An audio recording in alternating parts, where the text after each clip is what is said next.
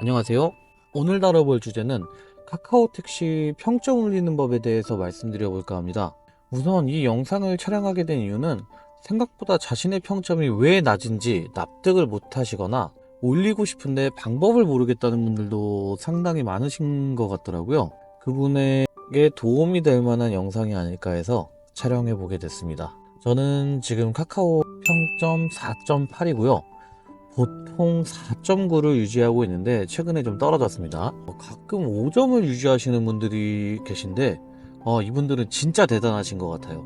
우선 평점에 대해서 평점이 높으면 콜이 먼저 온다 생각하시는 분들이 굉장히 많은 걸로 알고 있는데, 일단 카카오의 공식 입장은 평점과 알고리즘은 아무런 상관관계가 없다는 게 공식 입장입니다.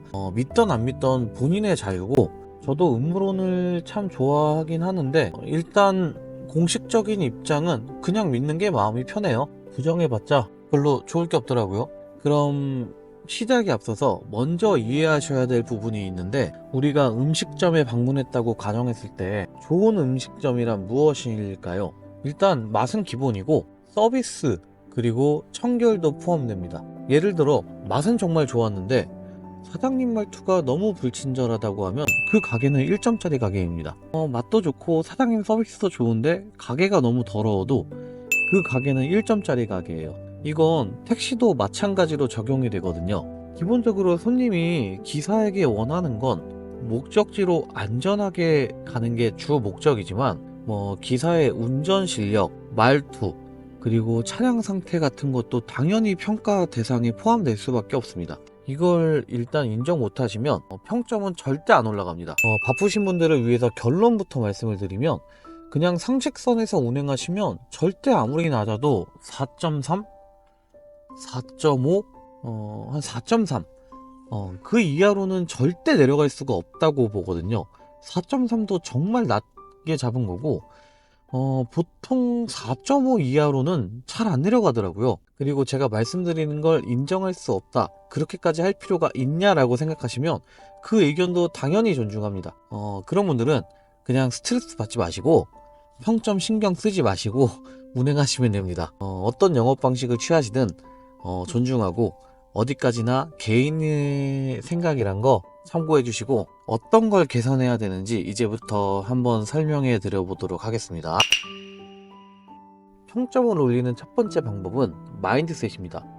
저는 사실 이게 가장 중요하다고 생각을 하거든요. 그리고 저한테 어떤 질문을 하시든 간에 제 대답은 최우선은 무조건 마인드셋일 확률이 상당히 높아요.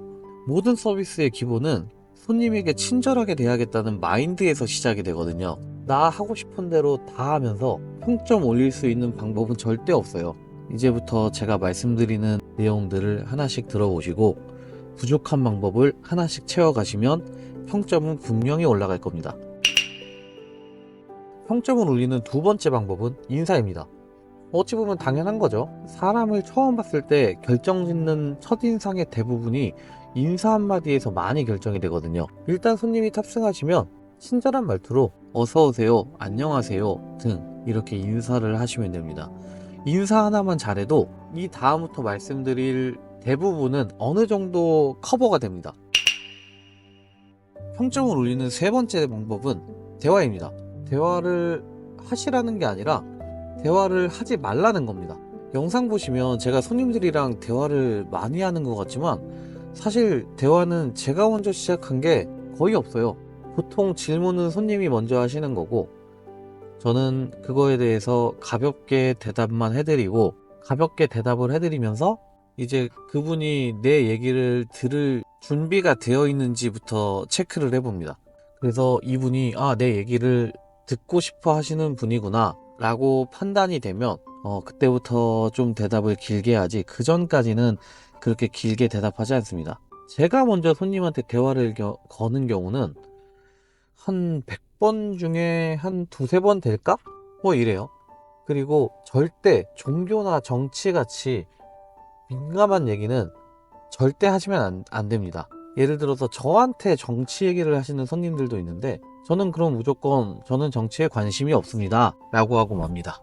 그리고 손님 얘기에 절대 반박하지 마세요. 세상에는 그냥 이런저런 사람이 있는데 그냥 상담해준다는 느낌? 나랑 의견이 달라도 그냥 나랑 이렇게 의견이 다른 사람도 있구나. 세상에 이렇게 생각하는 사람도 있구나. 그냥 받아들이시면 됩니다. 절대 손님한테 내 생각을 주입할 생각을 하시면 안 됩니다. 평점을 올리는 네 번째 방법은 안전운전입니다. 운전 실력은 사실 바꿀 방법이 없으니까 말씀은 안 드리겠지만 이제 급차선 변경, 급출발, 급정거, 신호 위반, 불법 유턴 이 정도는 안 하시는 게 평점 올리는데 많은 도움이 될 겁니다.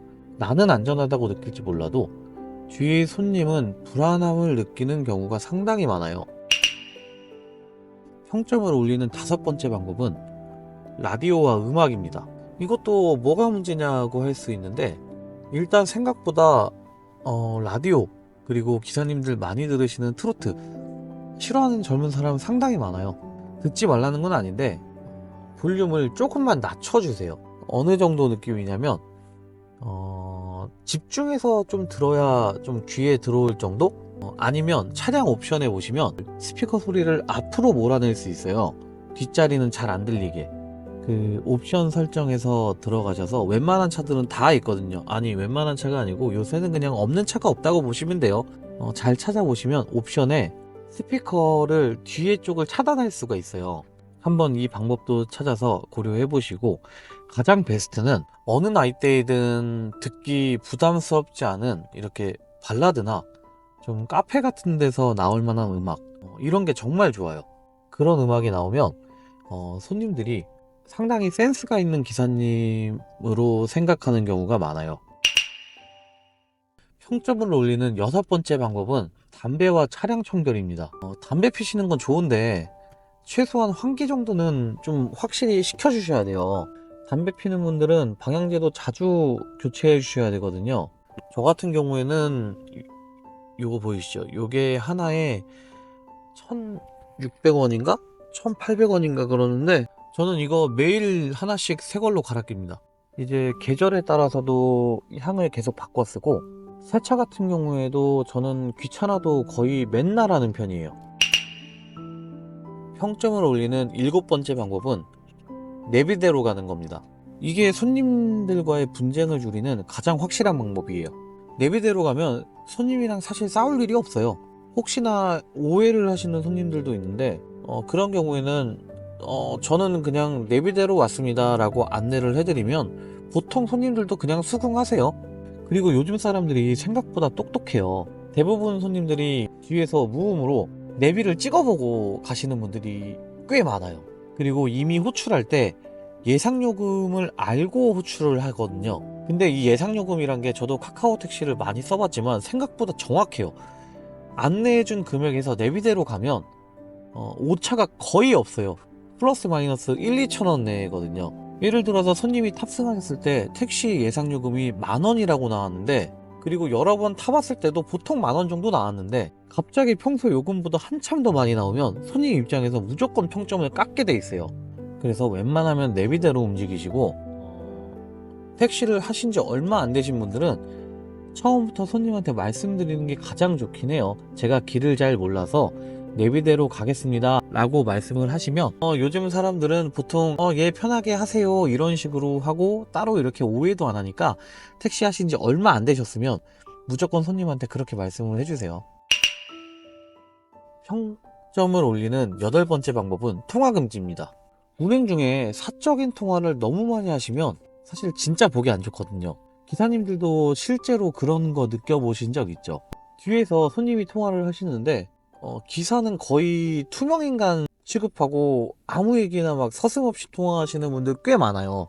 근데 그런 경우는 돈을 내는 승객이니까 뭐 크게 개의치는 않는데 사실 제 입장에서는 기분이 썩 좋지 않은 것도 사실이거든요. 손님도 똑같아요. 손님이 있는데 사적인 통화를 너무 많이 하시면 내가 돈을 내고 가는 손님인데 나를 무시한다라는 생각을 가질 수도 있고 이게 지금 운전을 제대로 하고는 있는 건가 라고도 생각을 하실 수 있습니다. 이렇게 통화를 많이 하시면 손님이 그렇게 기분이 상하실 수도 있고 또 불안함을 유발할 수도 있어서 정말 급하고 중요한 통화가 아니라면 꼭 손님한테 양해를 구하시고 그 외에는 손님이 타시면 빨리 대화를 마무리하고 전화를 끊어주시는 게 좋습니다. 이렇게 평점을 올리는 방법 총 8가지에 대해서 제가 설명을 해드렸는데, 다시 한번 정리 한번 해볼게요. 첫 번째는 서비스업의 마인드셋, 그리고 두 번째는 인사, 그리고 세 번째는 대화 방법, 그리고 네 번째는 안전운전, 다섯 번째는 라디오와 음악, 그리고 여섯 번째는 담배와 차량 청결, 그리고 일곱 번째는 내비대로 가기, 그리고 여덟 번째는 통화 금지입니다. 근데 이 중에 가장 강조드리고 싶은 건 첫 번째 마인드셋이거든요. 사실 마인드셋만 갖춰지신 분은 그 나머지 뒤에 거는 사실 크게 들으실 필요가 없어요. 왜냐면 그게 문제라는 걸 이미 알고 계셔서 그분들은 진작에 평점이 좋으실 거거든요. 생각보다 평점을 올리려면 내가 손해를 많이 본다고 생각하실 수도 있고, 꼭 이렇게까지 해야 되나 라고 생각하실 수도 있을 거예요. 이런 거를 납득하실 수 없는 분은 그냥 스트레스 받지 마시고 그냥 하시면 됩니다. 다른 분들의 뭐 영업 방식도 뭐 다 존중하는데, 제가 이 말씀을 드리는 이유는 평점을 올리고 싶은데, 혹은 내가 도저히 왜 평점이 낮은지 모르겠다 이렇게 생각하시는 분들이 많아서 한번 본인의 상태를 점검해 보시고 내가 올려볼지 아니면 그냥 포기하고 이대로 할지 도움이 되셨으면 해서 정리를 한번 해봤습니다. 항상 안전운전 하시고, 오늘 영상은 여기까지입니다. 시청해주셔서 감사합니다.